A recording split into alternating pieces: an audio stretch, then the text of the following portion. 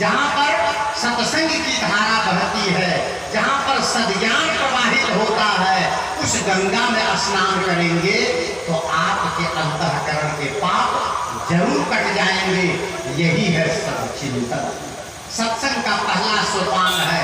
आप विचार कीजिए, पाप आपके मन में है और बाहर तन को धोने से पाप कैसे कट जाएगा, कैसे कटेगा, इस भ्रम में न जाइए। दूसरी बात है कि सत्संग केवल सुनने और समझने की चीज नहीं। आगे भजन की पंक्तियों में करें,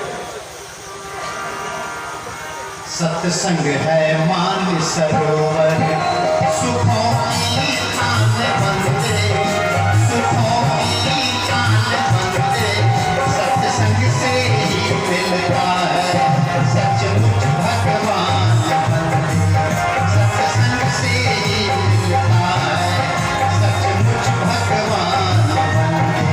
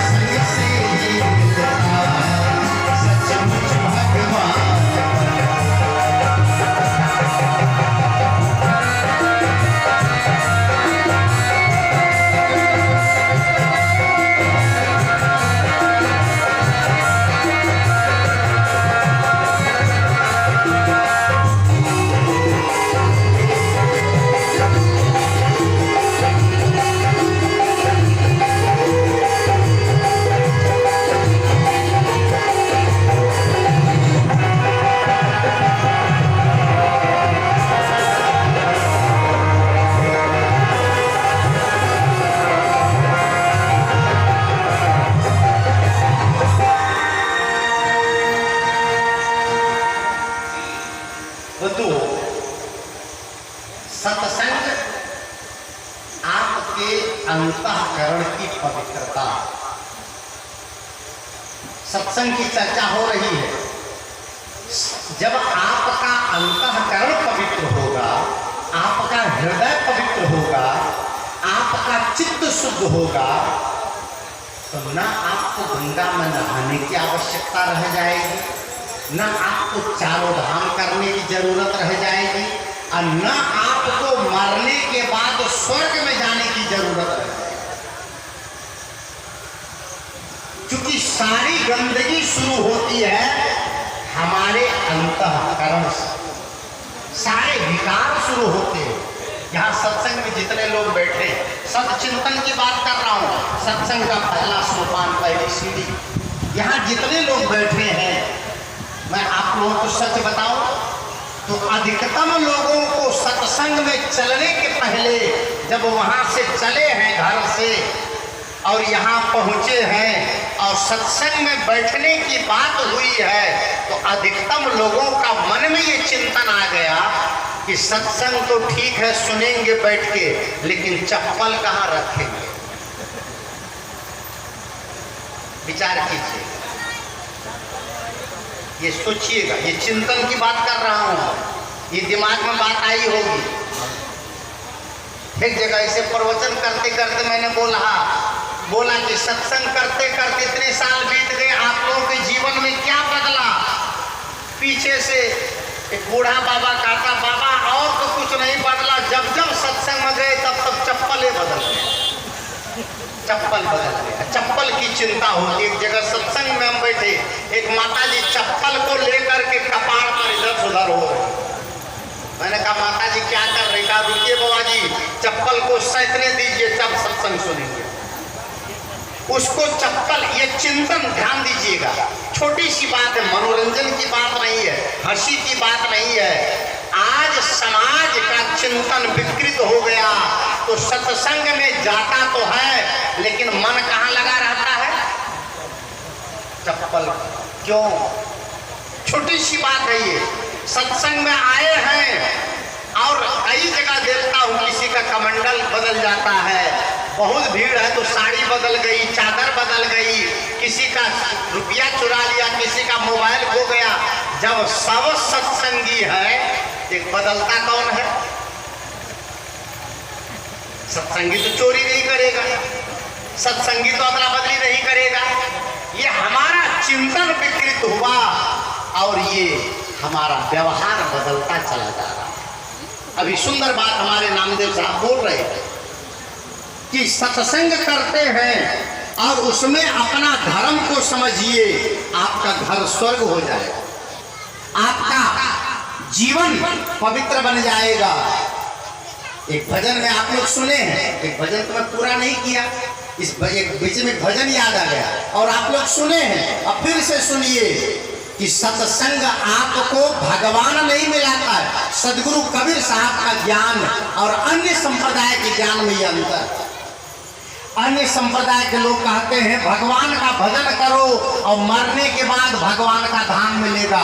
कबीर साहब कहते ये उधारी का सौदा नहीं है। यहाँ कबीर साहब के पास उधारी का सौदा नहीं है, नगद। क्या कहते हैं सदगुरु कबीर साहब? कहते हैं कि सत्संग की बातों को ध्यान लगा के सुनो और जीवन में आचरण करो तो जीते जी आपको भगवान का भी अनुभव हो जाएगा और ये जीवन भी आपका स्वर्ग बन जाएगा। मरने के बाद नहीं। साहब ने तो कहा है जियत न तरे वो मुएगा तरी हो और जियत ही जो न तरे, जीते जी। उधारी का ज्ञान नहीं, नगद। दुकानों में लिखा होता है आज नगद और कल, क्या लिखा रहता दुकान में? आज नगद और कल उधार। अब कोई दुकानदार लिख दे दुकान में कि आज उधार और कल भी उधार, तब क्या होगा? दुकान एक दिन में गंगा जी नहाने चली जाएगी और दुकानदार बैकुंठ पहुंच जाएगा। उधारी का सौदा किसी को पसंद नहीं है, सबको नगद चाहिए। आपको दुकानदारी नगद चाहिए। और शादी ब्याह करते हैं जब लड़का लड़की का, बिहार में तो दहेज प्रथा भी है, बिहार में दहेज भी है। और लड़का, खास करके लड़का जिसके पास है वो तो मोछ परताव देता है, नहीं पढ़ा लिखा है तो 5 लाख लेवे करे इतना। और शादी करने जाइए और लड़की का बाप आपको कह दे कि ठीक है समझी आप शादी कर दीजिए और 2 साल बाद में हम आपको तिलक देंगे, चलेगा? वहां उधारी नहीं चलेगा, वहां सब नगद। और ये भी नहीं चलेगा कि शादी अपना पैसा से कर लीजिए और कपड़ा साल भर बाद देंगे दूल्हा को, चलेगा? वो सब नगद। लेकिन यहाँ पर सत्संग में हम लोग आकर के सोचते हैं आज हम लोग दुनिया का काम करें, अब भजन सत्संग कभी समय मिलेगा तो कर लेंगे और मरने के बाद भगवान मिलेगा। याद रखना, मरने के बाद कुछ मिलने वाला नहीं। भगवान चाहिए तो विचारों को, अपने चिंतन को सुधारिए। एक संत ने कहा,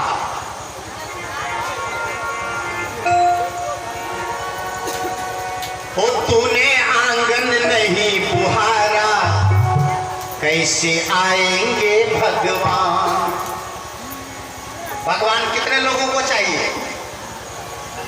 भगवान चाहिए सबको। किसको किसको चाहिए भगवान? बहुत। कहिया चाहिए? कब चाहिए? इसी भादों में चाहिए कि अगला भादों में? भगवान सबको चाहिए, लेकिन हाथ उठा दिए, हाथ उठाने में बड़े आगे हैं सब। आज सबको चाहिए। एक जगह ऐसे बोला मैं, भगवान किसको किसको चाहिए? सब हाथ उठा दिए। मैंने कहा कब चाहिए? तो पीछे से बुढ़िया कहती है, बाबा मरबे तब ना। मरने के बाद भगवान चाहिए। वो भगवान उधारी का है, वो किस काम का है?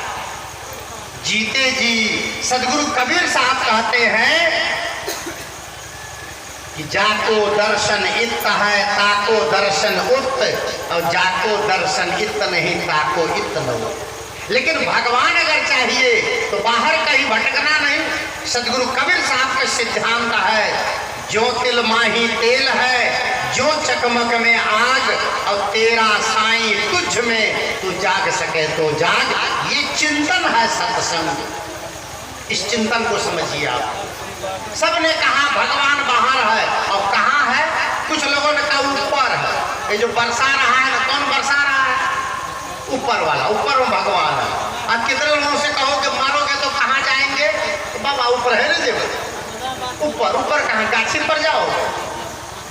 ऊपर कहाँ? आकाश में जाओ। कहाँ जाओ ऊपर? ये भगवान खोजते खोज सत्संग के अभाव में, सदचिंतन के अभाव में बड़ा भटकाव हुआ। लोगों ने भगवान को भी व्यवसाय बना डाला। भगवान अगर चाहिए तो संत क्या कहते हैं? कैसे आएंगे भगवान, कैसे आएंगे भगवान। चूंकि गीता में महाराज श्री कृष्ण ने भी अर्जुन को समझाते हुए कहा, अय अर्जुन ईश्वरः सर्वभूतानां हृदयं तिष्ठति। अर्जुन, अय अर्जुन ईश्वर सभी प्राणियों में निवास करता है। सदगुरु कबीर का ये संदेश कि सब घट मेरो साइया, और सुनी सेजना कोय, बलिहारी ते ही घट की जाघट प्रगट होए। इस चिंतन का नाम सत्संग। हो तूने आंगन नहीं बुहारा, कैसे आएंगे भगवान। हो तूने आंगन नहीं बुहारा, कैसे आएंगे भगवान। कैसे आएंगे भगवान, कैसे आएंगे भगवान। कैसे आएंगे भगवान, कैसे आएंगे मेहमान। तूने झाड़ू नहीं लगाया, तूने झाड़ू नहीं लगाया, कैसे आएंगे भगवान। कैसे आएंगे भगवान। तूने आंगन नहीं बुहारा, तूने आंगन नहीं बुहारा, कैसे आएंगे भगवान। कैसे आएंगे भगवान।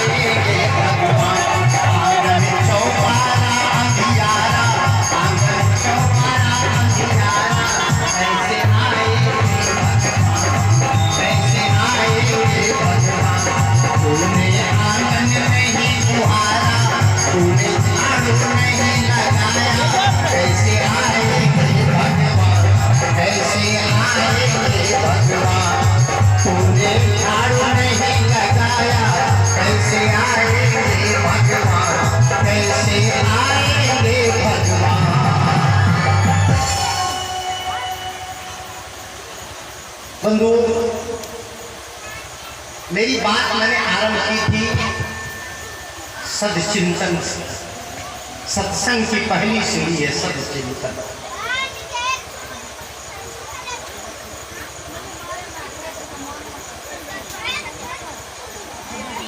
आपका अंतःकरण गंदा है, इसीलिए आपकी जुबान से गलत वाणी है। आपके अंतःकरण में मैल है, इसीलिए आपके इंद्रियों से गलत व्यवहार होते हैं।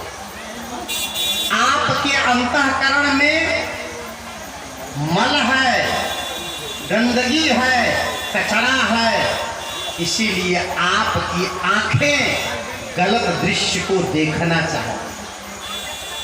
इन सब कुछ को संयमित कर लेना सत्संग।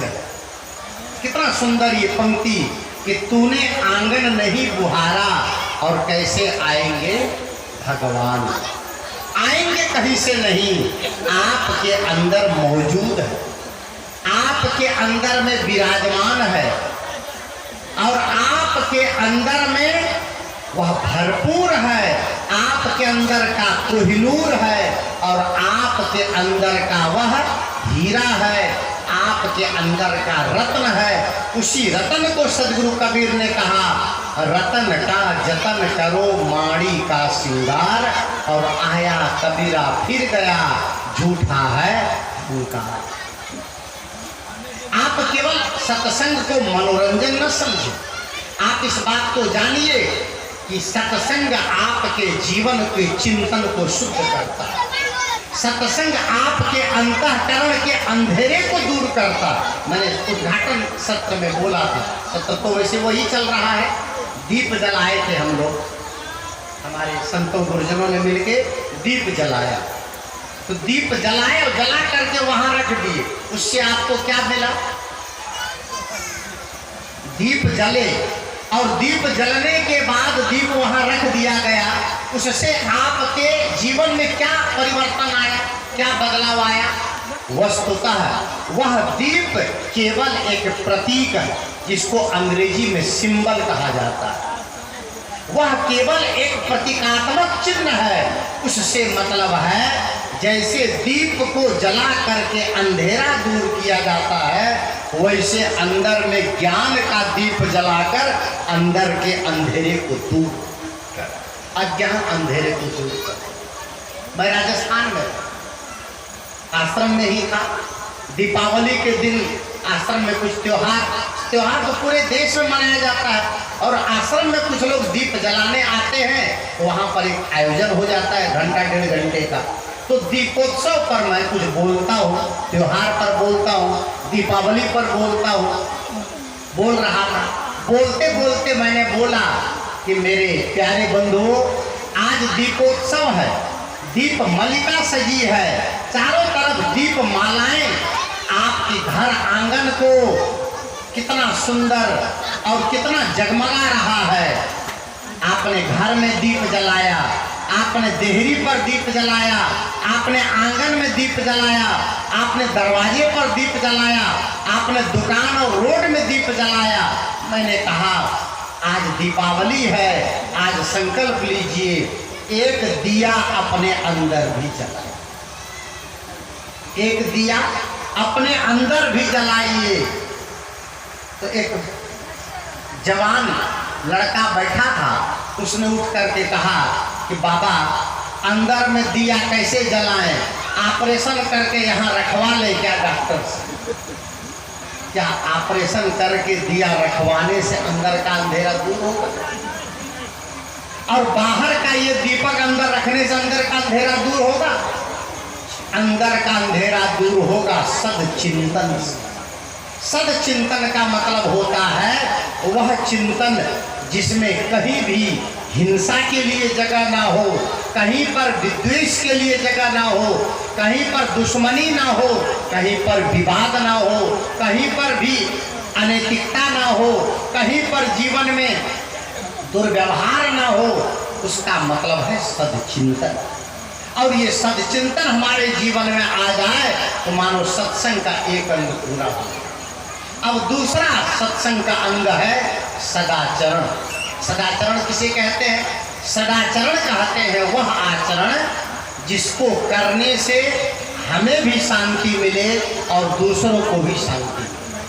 मैंने एक भजन जिसको मैंने शुरू किया था वो बीच में रह गया, उसको मैं पूरा करूं और बात को विराम की ओर ले जाऊंगा।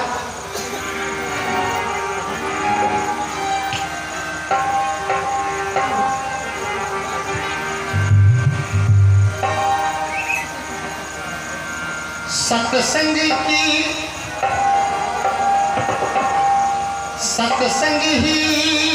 हो,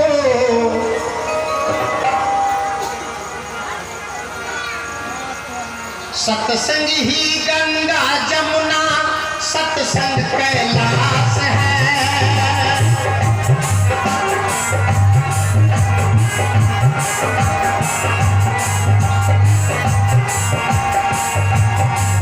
सत्संग ही काबा काशी, सत्संग कैलाश है।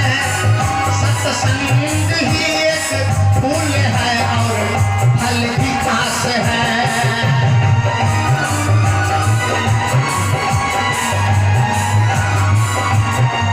सत्संग ही काबा काशी, सत्संग कैलाश है।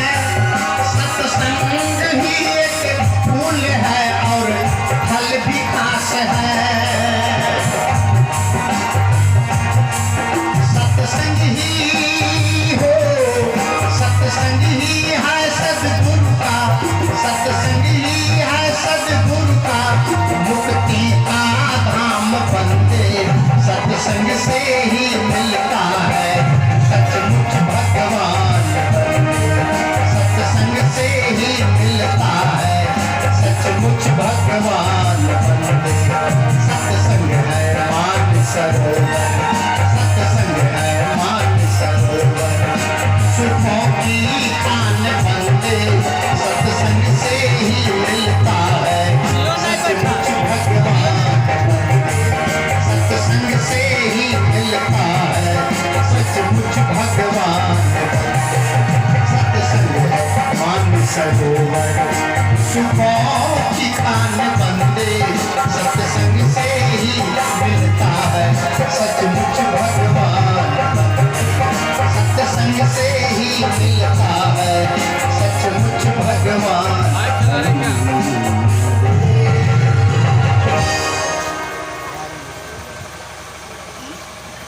मेरे सम्माननीय सज्जनों, मैंने सत्संग की 3 बातें बताई। पहला सदचिंतन, दूसरा सदाचरण और तीसरा है सदवचन। वचन भी आपके जीवन में बड़ा महत्वपूर्ण है। ध्यान दीजिएगा, आप जितनी देर जागते हैं, आप लोगों से मैं एक बात पूछता हूँ, 24 घंटा में भोजन कितनी बार करते हैं? 24 घंटा में भोजन कितनी बार? 4 बार। बोलिए जोर से। 3 बार भोजन 3 बार करते हैं। 24 घंटा में कपड़े कितनी बार पहनते हैं? 1 बार 2 बार बदल लेते हैं कपड़े, इतना। और 24 घंटे में आप बोलते कितनी बार हैं? गिनती है? बोलते कितनी बार है? 1000 बार। भोजन 3 बार, स्नान 1 बार 2 बार 3 बार, गर्मी में 3 बार और ठंडी में 15 लग जाता। गर्मी में 3-3 बार स्नान और ठंडी में नहीं। लेकिन बोलते गर्मी में भी बोलते और ठंडी में भी बोल, बिना बोले रहा नहीं जाएगा। वाणी को संभाल के बोलिए, जिसका बहुत ज्यादा उपयोग है उस वाणी को आप तौल के बोलिए, विचार के बोलिए, संभाल के बोलिए और ऐसी वाणी बोलिए। सदगुरु कबीर का तो संदेश है कि ऐसी वाणी बोलिए मन का आपा। होय, औरन को शीतल करे और आप ही शीतल हो। लोग सांप बिच्छू से डरते हैं, लेकिन आपके घर में सांप कभी आए कि ना आए, लेकिन अगर आप अपने वाणी से गलत जहर छोड़ रहे हैं तो आप भी सांप हैं घर। ये मनुष्य सांप है, और हो सकता है सांप का जहर कभी, सांप से मुलाकात ना हो जीवन में, सांप कभी किसी को न काटे तो सांप का जहर नहीं चढ़ेगा। सांप काट भी ले और जहरीला न हो तो जहर नहीं चढ़ेगा।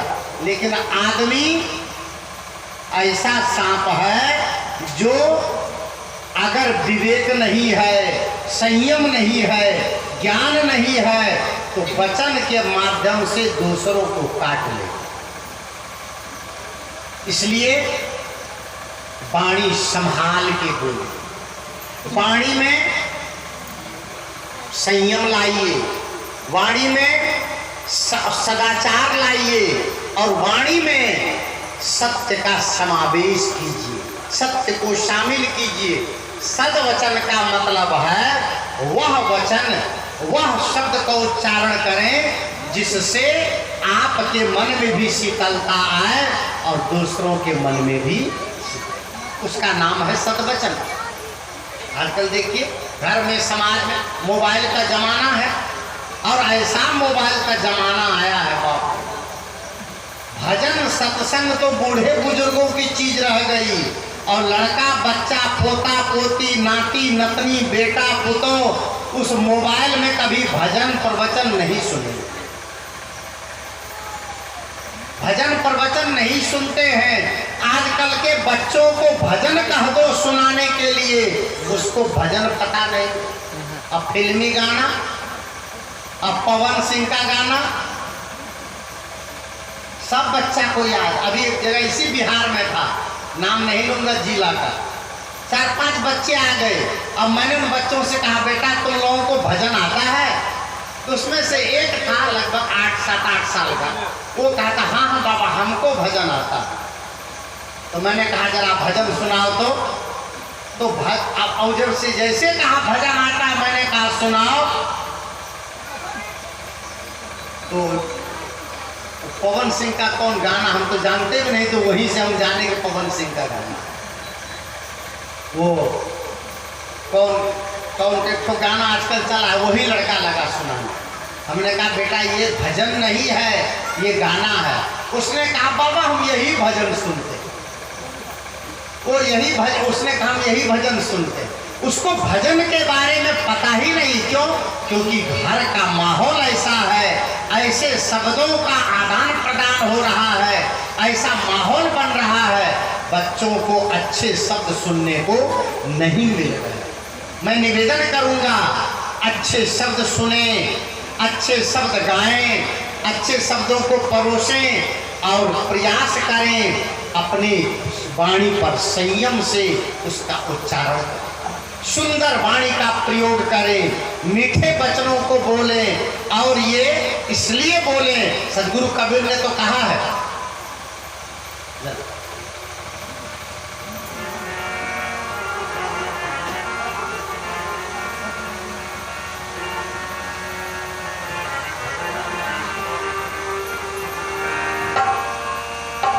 घूंघट के पट खोल रे,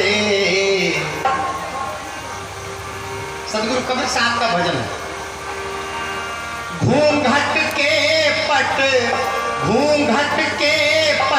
खोल रे, पीव मिलेंगे तोहे पीव, पीव मिलेंगे तोहे पीव मिलेंगे। घूंघट के पट, घूंघट घूंघट घूंघट घूंघट, घूंघट के पट खोल रे, पीव मिलेंगे तोहे पीव मिलेंगे।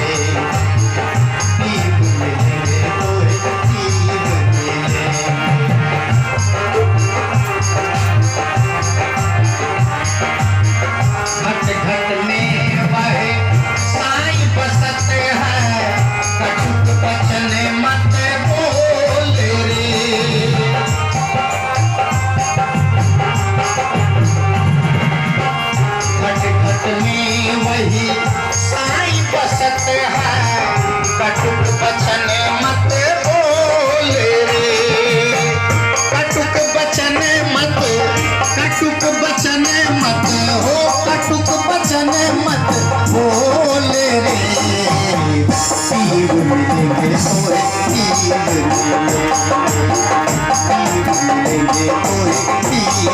तीर मिलेंगे। घूंघट के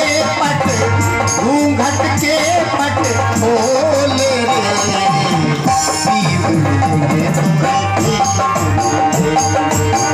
तीर मिलेंगे, तोरे तीर मिलेंगे। घट घट में वह साईं बसत है, अब कटुक वचन मत बोल रे। कटु वचन ध्यान दीजिएगा, यही है सदवचन। जीवन में जितने प्राणी हैं उन सब में परमात्मा का वास है। घट घट में वह साईं बसत है, गाली किसको देंगे?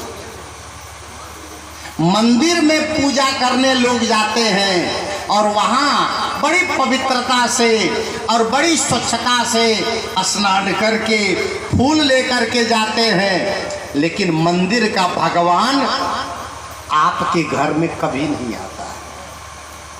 आपके घर में झगड़ा हो जाए पति पत्नी में, वो मंदिर का भगवान आके झगड़ा छुड़ाएगा? नहीं छुड़ाता है। आपके घर में किसी तरह की कोई विपत्ति आपत्ति आ जाए तो क्या मंदिर का भगवान आकर के विपत्ति दूर करता है? नहीं करता है। भगवान तो वह है, इसीलिए शायर ने लिखा है, किसी के काम जो आए उसे इंसान कहते हैं, अब पराया दर्द अपनाए उसे भगवान कहते हैं। आप भगवान को महसूस करें और हर घट में जब आप परमात्मा महसूस करेंगे तो आप गाली किसको देंगे? धोखा किसको देंगे? दुराचार किसके साथ करेंगे? अपमान किसका करेंगे? और किसके साथ में आप मिलावटबाजी करेंगे? किसके साथ में आप विवाद करेंगे? किसके साथ में कलह करेंगे? मेरी माताओं बहनों, सदगुरु कबीर साहब का ये मंच है और इस मंच से आपके जीवन में केवल मोक्ष और भगवान की बात नहीं बताई जाती है, आपके जीवन में सुंदर वाणी बोलने की, सुंदर व्यवहार करने की, सुंदर जीवन जीने की, सुंदर घर बनाने की, सुंदर कपड़े पहनने की और जीवन को संवारने की सीख दी जाती है। ये मंच है। मैंने बात शुरू की थी सत्संग के 3 सीढ़ी। पहली सीढ़ी सदचिंतन, दूसरी सीढ़ी सदाचरण और तीसरी सीढ़ी सदवचन।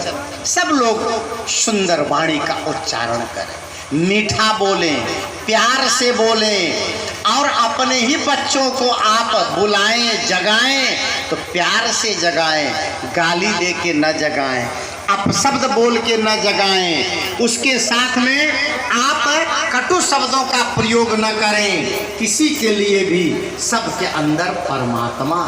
मीठा बोलना, मीठा खाइए ही केवल नहीं, मीठा खाने में लोग आगे, बाप रे बाप, मीठा खाने में तो मांग मांग के खाते हैं। कहीं बढ़िया मिठाई बन जाए, मिल जाए तो मांग लेते हैं, बाबू हमको थोड़ा और देना, बढ़िया बुनिया हमको और देना, बढ़िया रसगुल्ला हमको और देना। मीठा खाने में मैं तो कई बार सोचता हूँ, जब से आदमी का बच्चा दूध छोड़ा, माँ का दूध छोड़ा, अब मिठाई खाने लगा, तो मैं समझता हूँ जब से ये मिठाई खाने लगा, अगर आदमी 50 बरस का है तो मेरे हिसाब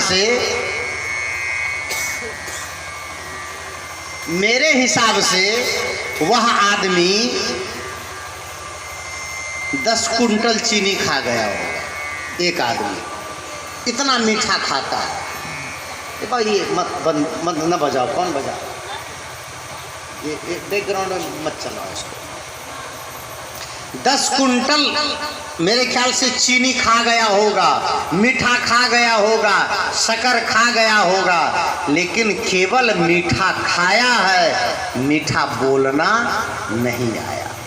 और यही कारण है, एक प्रसंग में कहा करता हूँ, अगर बूढ़े लोगों को, यहाँ तो लगभग ऐसे लोग बैठे जिसके घर में पतोहू आ गई है, बेटे की शादी हो गई, पोता पोती हो गए, मैं उन सब लोगों से निवेदन करता हूँ, क्या अगर बुढ़ापे में आप चाहते हैं कि आपको गरम गरम खाना मिले, गरम गरम भात दाल मिले, गरम गरम आपको पकवान मिले और बढ़िया से बेटा पुतोह सेवा करे, तो मेरे कहने से आप दो काम कीजिए।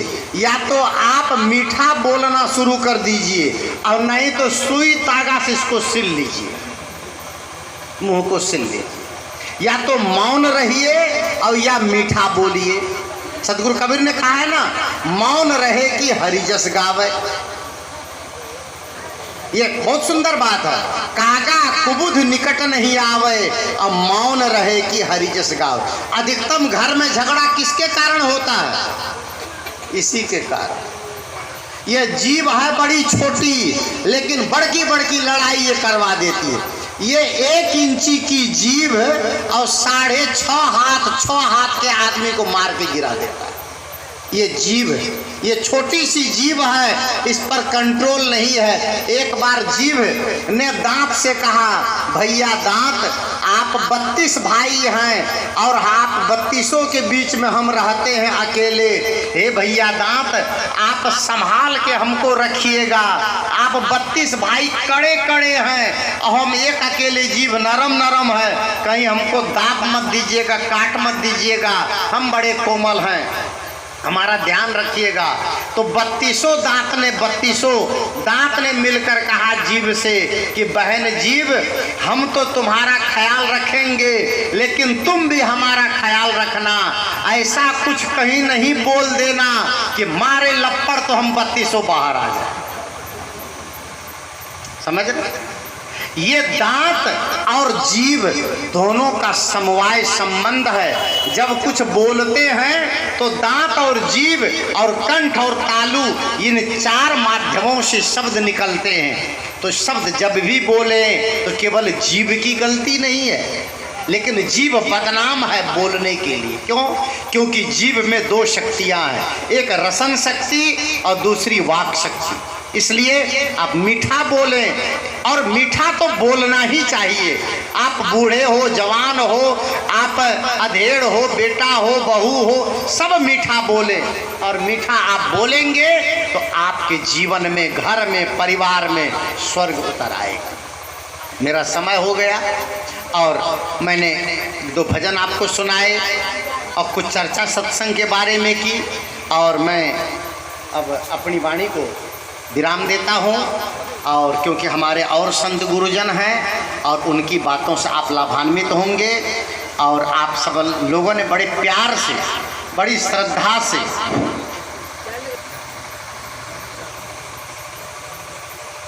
अच्छा वो निकल जाएगा, निकाल लेगा कोई न कोई, आज नहीं तो कल निकलेगा, मेरे जाने के बाद निकलेगा। तो बड़ी श्रद्धा से आप लोगों ने मेरी बातों को सुनी है, मेरे प्रसंगों को सुना है, मेरे भजन को सुना है। आप सबको मैं बहुत बहुत धन्यवाद देता हूँ और अपनी वाणी को मैं यहीं पर विराम देता हूँ। बोलिए सद्गुरु देव की जय, सद्गुरु देव की जय। वास्तव में कहा है, भगवान भगवान नहीं है, वह एक इंसान है। इंसान इंसान भी नहीं, उसका एक कर्तव्य है। कर्तव्य कर्तव्य भी नहीं, उसका एक व्यवहार है।